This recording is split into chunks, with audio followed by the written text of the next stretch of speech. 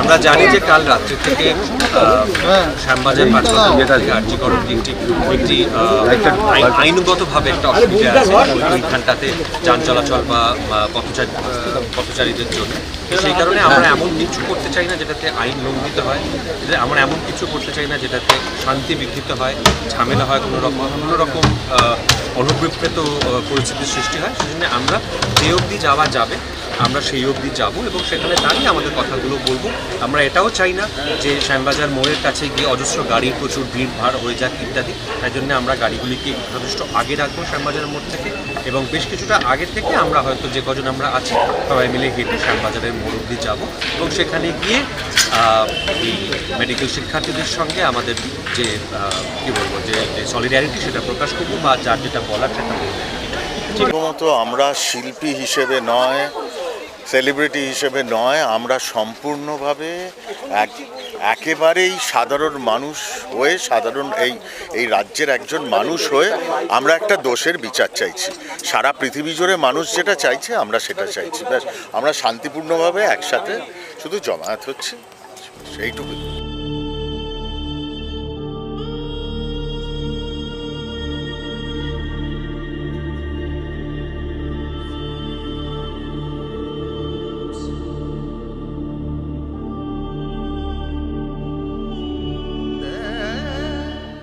কৌশিক গাঙ্গুলির মা হঠাৎ করেই 3:30টার সময় গত হয়েছেন, তার জন্য তিনি আজকে আমাদের এটাতে আসতে পারছেন না।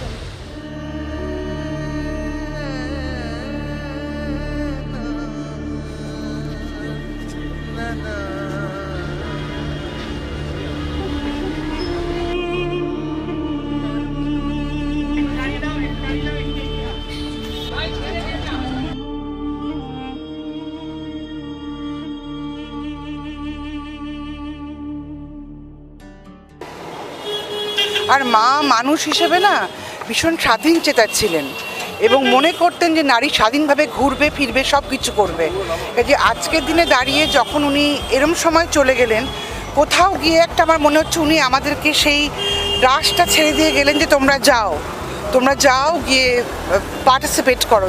যদিও আমরা সবার সঙ্গে মিলিতভাবে যেতে পারলাম না, কিন্তু আমাদের সলিডারিটি প্রত্যেকের কাছে, কারণ গণতান্ত্রিক অধিকার এটা আমাদের প্রতিবাদ করা।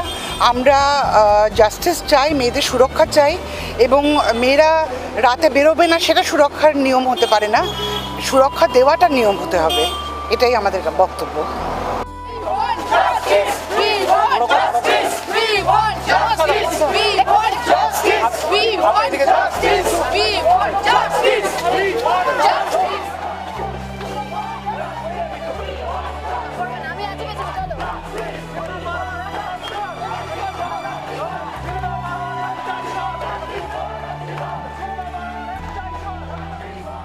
বাঙালি না অনেকদিন ধরে সহ্য করে, কিন্তু যখন একবার ফোটে ইমিডিয়েট জাস্টিস এবং সুরক্ষার ব্যবস্থা করতে হবে হাসপাতালগুলোতে বা যেখানে রাত্রিবেলা ডিউটি দিতে হয়, ছেলে হোক মেয়ে হোক নির্বিশেষে। এটা বেসিক। জ্বলেছে, আমরা ছাড়বো না, দেখে ছাড়বো।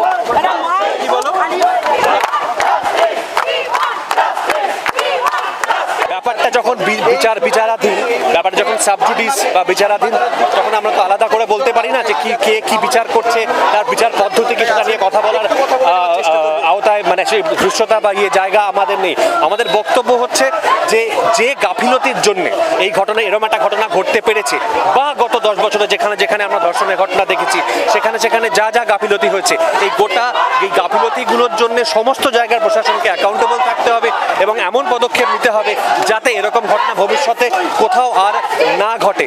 ধর্ষণের রাজনীতি মানুষের মাথা থেকে, মানুষের মানসিকতা থেকে বাদ দিতে হবে। তার মানে এই নয় যে আমরা মহিলাদের কর্মসীমা বেঁধে দেব। মহিলাদের রাত্রিবেলা, দিনের বেলা, বিকেলবেলা যখন খুশি কাজ করতে পারেন, তাদের সুরক্ষা সুনিশ্চিত করা প্রশাসনের দায়িত্ব, বা যেখানে তারা কাজ করছেন সেখানকার কর্তৃপক্ষের দায়িত্ব।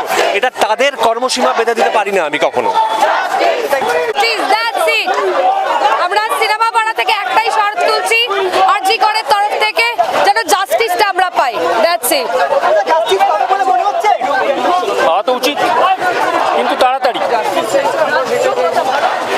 এই কথাটা অত্যন্ত আমার মনে হয় একটু হাস্যকর হয়ে গেল, কারণ ঠিক আছে আমি ধরে নিলাম যে মেয়েদের নাইট ডিউটি দেওয়া হবে না, তাহলে টিল ধরুন 6টা অবধি, বিকেল 6টা অবধি, তখন থেকে মোটামুটি অন্ধকার হতে থাকে, তখন কি মেয়েরা সেফ? এই গ্যারেন্টিটা দিন যে একদম ভোরের আলো ফোটা থেকে সন্ধেবেলা অবধি, তখন কি মেয়েরা সেফ? যাদের কুকর্ম করার তারা সকালেও করবে, তারা রাতেও করবে। তাই বিচার পাওয়াটা খুব জরুরি, কারণ যারা এই কাজটা করেছেন তারা হয়তো বুঝতে পারছেন না, তাদের এতটাই সাহস এবং তাদের এতটাই নৃশংসতা, তাদেরকে যতক্ষণ না কঠিনতম শাস্তি দেওয়া হবে ততদিন আমাদের এই বিচারের দাবি চলতেই থাকবে। দেখো, অভ্যুত্থান খুব বড় কথা, মানে মানুষের সচেতনতা, পশ্চিমবঙ্গের মানুষ খুব সচেতন, ফলে এটা সচেতনতার প্রকাশ। এটাকে অভ্যুত্থান বললে একটু বেশি বলা হয়। মানে আমার মনে হয় যে পশ্চিমবঙ্গ চিরকালই রাজনৈতিকভাবে সচেতন এবং রাজনৈতিক সচেতনতার পরিচয় পশ্চিমবঙ্গের মানুষ দিচ্ছে। মানুষ মানে এটা আস্তে আস্তে শুধু কোনো একটি মেয়ের তার জন্য শুধু নয়, তোমাদের মতো মেয়েদের জন্য যারা রাস্তায় নেমে কাজ করি আমরা, আমাদের সবার জন্য। এটা তো কোনো সলিউশন হলো না, নাইট ডিউটি নয়, মেয়েদের জন্য যেটাই হোক না কেন, আমাদের মেয়েরা স্বাধীনভাবে ঘুরে বেড়াবে, কোনো নির্দ্বিধায় নির্ভয় ঘুরে বেড়াবে। সমাজটা সেরকম হওয়া উচিত। এরকম কোনো একটা জায়গায় বেঁধে দেওয়াটার থেকে আমার মনে হয় বেশি যে এমন একটা সমাজ আমরা তৈরি করবো যেন মেয়েরা নির্ভয় ঘুরে বেড়াতে পারে, সবসময় ঘুরে বেড়াতে পারে। তো আমার মনে হয় সেই জন্যই আমাদের আন্দোলন, এবং এমন শাস্তি হওয়া উচিত যে সত্যি পরবর্তীকালে যে কোনো কারুর এই কাজটা করতে গেলে যেন মানে তারা যেন 1000 বার ভাবে। এবং অনেস্টলি আরেকটা জিনিস বলতে গেলে সেটা হচ্ছে যে এই ন্যায় বিচার বিষয়টা একটা সময় হতে অনেক দিন চলে যায়, সময় নেয়। এই জিনিসটাতে অনেকে একটা সাহস বলে না, যে হয়তো শাস্তি পেতে পেতে আমার দাড়ি পেকে যাবে, এটাও একটা অদ্ভুত একটা মনের মধ্যে একটা ওদের চলে যারা এরকম অন্যায় করে। তো আমার মনে হয় যত দ্রুত শাস্তি, বিশেষ করে এই ধরনের ক্রাইমের জন্য যত দ্রুত শাস্তি হবে, তত আরও এই ধরনের মানুষের মনে ভয়ও থাকবে। জাস্টিস এখনো পর্যন্ত মেলেনি, কিন্তু বলা হচ্ছে মেয়েদের সময়সীমা বেঁধে দেওয়া হবে কাজ করার জন্য। আজকে আমরা যে কাজের জন্য নেমেছি সেইটা করি। আমি এটার সঙ্গে এখনো পরিচিত নই, এই কথাটা প্রথম শুনলাম। তো আমরা যেন অন্যদিকে না চলে যাই। মেনটা যেটা আছে, উই ওয়ান্ট জাস্টিস ফর আরজি কর, সেটা দেখি, তারপরে দেখছি অন্যগুলো। তাই তো, সেটা তো দুঃখজনক। সেই জন্যেই তো মানুষ তার নিজের কর্মজীবন ছেড়ে সবাই মিলে লাফিয়ে পড়েছে, রাস্তায় ঘাটে নেমেছে পথে। না, আমরা তো এটা তো 14ই আগস্ট যে ওভারওয়েলমিং একটা রেসপন্স, সমস্ত বাড়ির লোকেরা, সমস্ত বাড়ির মহিলারা তো সেটাই বলেছেন যে ওরকম নির্দিষ্ট কোনো সময়সীমা হয় না। এটা নারী সুরক্ষা তো বটেই। আমরা সেই জন্যই বলছি যে একটা দৃষ্টান্তমূলক শাস্তি বা দ্রুত ন্যায় বিচার হলে সকলের কাছে সেই বার্তাটা পৌঁছবে যে অ্যাডমিনিস্ট্রেশনও একই জিনিস চাইছে। সরকার নিরাপত্তা দেবে মেয়েদের নাইট ডিউটি করার সময়, কারণ আমরা মেয়েরা কোনো অংশে কোনো ক্ষেত্রে পিছিয়ে নেই। ছেলেরা যা কাজ করে, আজ তুমিও তাই করছো, আমিও তাই করছি, আমরা কেউ পিছিয়ে নেই। ফলত আমরা রাত অবধি কাজ করব, কিন্তু সরকারের দায়িত্ব, প্রশাসনের দায়িত্ব, দেশের দায়িত্ব আমাদের সুরক্ষা দেওয়া এবং সমাজের দৃষ্টিভঙ্গির পরিবর্তন চাই। যে সমাজ এত মানুষ মেয়েদের যেভাবে দেখে আগে, সেই দৃষ্টিভঙ্গির পরিবর্তন চাই। এবং আইনসভা থেকে আইন করে যেন এমন আইন করা হয় যে মেয়েদের কথা ভাববে, যে ধর্ষক এই মেয়েদের দিকে ধর্ষণ করার কথা ভাববে, তাকে কঠোর থেকে কঠোরতম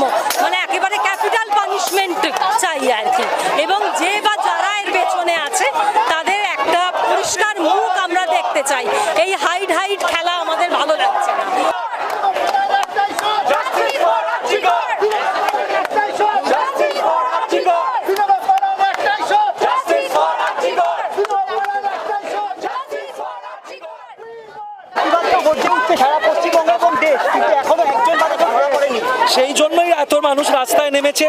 আজকে সারা পশ্চিমবাংলা জুড়ে, গোটা ভারতবর্ষ জুড়ে, এমনকি দেশের বাইরেও সমস্ত জায়গায় মানুষ রাস্তায়, যে আজকে এই সমস্ত দোষীদেরকে যতক্ষণ না ধরা হচ্ছে সমস্ত জায়গা থেকে সবাই রাস্তায় থাকবে। এবং এটা আমাদের সাধারণ মানুষের প্রত্যেকে গর্জে উঠেছেন, আপনারা বুঝতে পারছেন। এবং আমাদের এই মুহূর্তের দাবি হচ্ছে যে জাস্টিস চাই। আজকে দেখেছেন ইস্ট বেঙ্গল মোহনবাগানে ম্যাচ ক্যান্সেল হয়ে গেছে, 144 ধারা জারি হয়ে গেছে, তার মধ্যেও মানুষ রাস্তায় আছে। সুতরাং আপনারা একটাই কথা আমাদের হাত জোর করে বলছি, প্রশাসনকে উই ওয়ান্ট জাস্টিস। এই যে প্রশাসনিক ব্যর্থতা হয়েছে সেটার মুখোমুখি প্রশাসনকে হতে হবে, পুলিশকে হতে হবে, স্বাস্থ্যমন্ত্রীকে হতে হবে, পুলিশ মন্ত্রীকে হতে হবে। আমাদের সকলে প্রশ্নের মুখোমুখি প্রশাসনকে আসতেই হবে, গোটা জনসাধারণের প্রশ্নের মুখোমুখি প্রশাসনকে আসতেই হবে। এটা প্রশাসনিক ব্যর্থতা তো বটেই, যত তাড়াতাড়ি জাস্টিস চাই আমরা, এটা আমাদের আপাতত আবেদন। আমরা চলচ্চিত্র জগৎ থেকে সবাই মাঠ এখানে নেমেছি, রাস্তায় নেমেছি। ভান্ডার মোড় থেকে আমাদের হাঁটা শুরু হয়েছে। আর এই আন্দোলন অনেক দিন চলবে, যতদিন না তিলোত্তমার দোষীদের আমরা শাস্তি চোখের সামনে দেখছি। আর কত নিচে নামতে হবে আমাদেরকে? আজকে আমরা সবাই পথে নেমেছি, এর আগেও নেমেছি, ভবিষ্যতে যদি সুবিচার না পাই আবারও পথে নামবো। কিন্তু কেন আমাদেরকে নামতে হবে? কেন আমাদেরকে এই বিচার ব্যবস্থার কাছে শাস্তি চাইতে হবে? প্রশাসনিক গাফিলতির জন্য আজকে আমরা এই জায়গায়। আমি চাইবো যে সুবিচার, নির্যাতিতার পরিবার তাড়াতাড়ি দোষী সাব্যস্ত হোক। সুপ্রিম কোর্টের কাছে আদেশ গেছে, আমি চাইবো যে সিবিআই এখানে যারা যারা দায়িত্বে আছেন, আমরা তো দায়িত্বে নেই, যারা দায়িত্ব আছে তারা যাতে তাড়াতাড়ি এই দোষী সাব্যস্ত করে নির্যাতিতার পরিবারকে একটুখানি ঋণমুক্ত করতে পারে, এটাই বলি।